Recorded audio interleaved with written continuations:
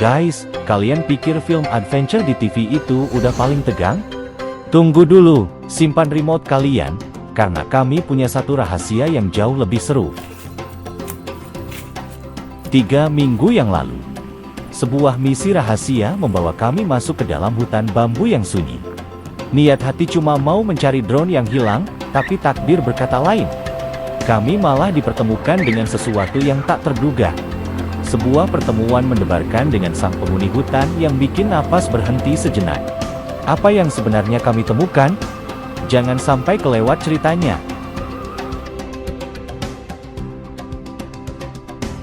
Begini ceritanya, sebelum drama drone hilang itu dimulai, kami dan teman-teman sejawat sebenarnya lagi asyik acara edu wisata ke daerah Daya di Jonggol, Bogor. Wah, tempatnya bagus banget. Ini Pak, udah di bawah nih Pak, udah di spanduk selamat datang, sebentar lagi. Dikit lagi. Iya. Karena kami nggak mau kehilangan momen indah, kami keluarin drone buat ambil dokumentasi dari langit. Tapi, pas lagi asyik-asyiknya terbang menikmati pemandangan, tiba-tiba terjadi sesuatu yang hampir tak terduga. Kira-kira apa coba? Awalnya, semua berjalan sempurna. Drone melayang tenang, merekam lanskap yang memukau dari ketinggian. Suara baling-baling menderu stabil, dan cuaca pun sangat bersahabat.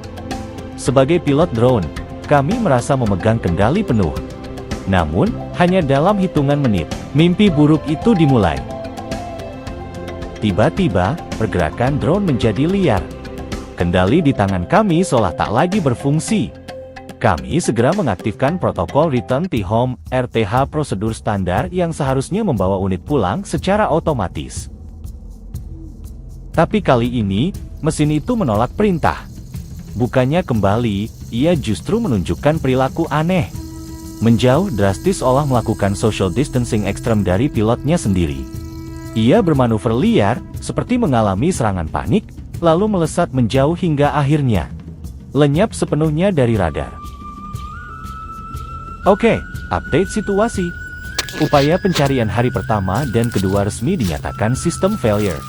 Penyebabnya bukan karena bug, tapi karena adanya intervensi hidrometeorologi masif, alias hujan lebat yang gak santai, guys.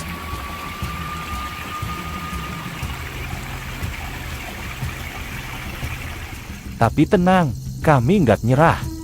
Tadi malam, kami melakukan forensik digital tingkat tinggi.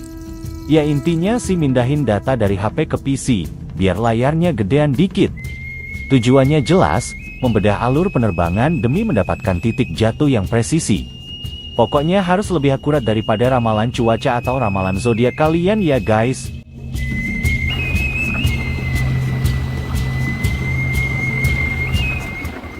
Tapi di pencarian hari ketiga ini akhirnya, kami memilih jalur stoicisme. Meski hati terasa tersayat karena malu menyandang status pilot drone tersertifikasi dari APD, kami ikhlaskan saja.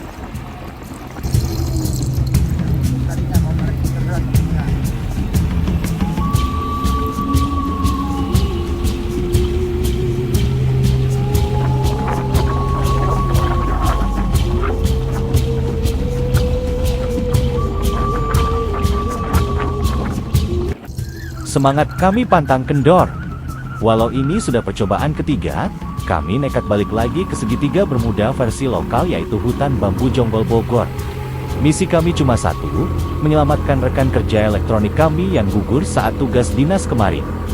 Jujur aja, guys, hilangnya si drone ini nyesek banget. Bukan soal harganya, tapi jam terbangnya. Dia itu saksi bisu riset kami selama lebih dari 5 tahun. Udah katam banget mendokumentasikan alam bareng kami. Oke, guys. Kali ini kami masuk hutan sendirian. Tanpa ragu, tanpa bimbang. Kenapa?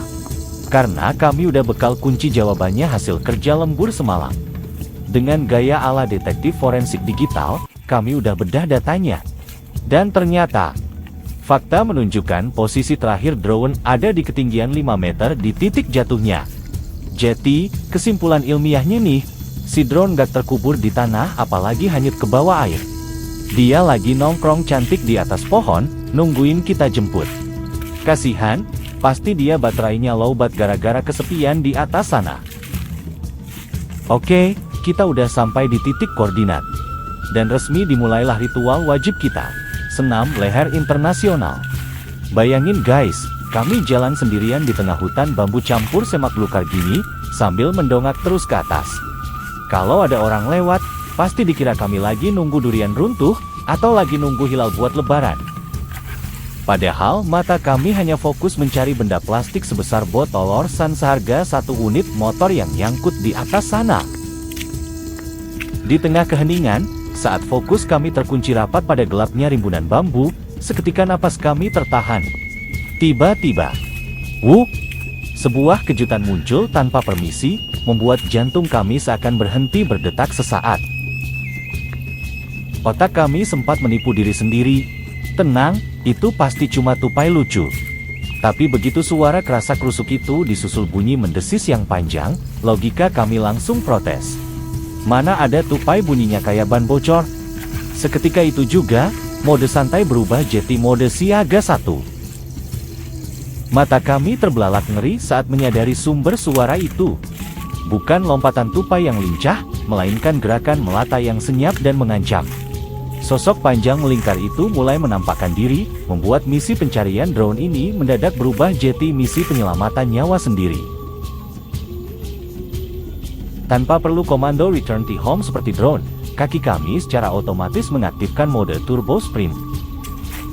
Lupakan sertifikat pilot drone APDI, saat itu kami lebih mirip atlet lari gawang yang sedang menghindari kejaran maut di atas tanah licin. Slat, gubrak. Pokoknya lari dulu, urusan harga diri belakangan, hahaha. Akhirnya sampai di zona aman.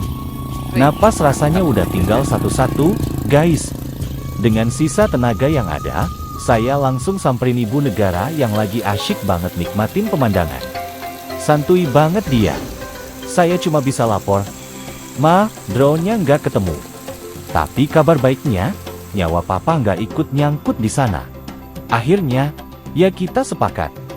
Sudahlah, ikhlaskan saja. Anggap aja si drone udah dapat rumah baru. Alias resmi diadopsi sama penunggu hutan bambu itu. Case closed. Tengah hari itu, status galau kami resmi naik level, dari sedih jadi pasrah. Meninggalkan hutan bambu yang penuh kenangan pahit, rasanya berat kalau harus langsung pulang ke rumah. Akhirnya, gas tipis-tipis. Si kukut kami pacu menuju situs megalitikum Gunung Padang. Rencana dadakan banget. Tapi ya, hitung-hitung healing tipis-tipis. Dan, ada plot twist menarik beberapa hari kemudian. Istri tercinta ternyata sangat suportif.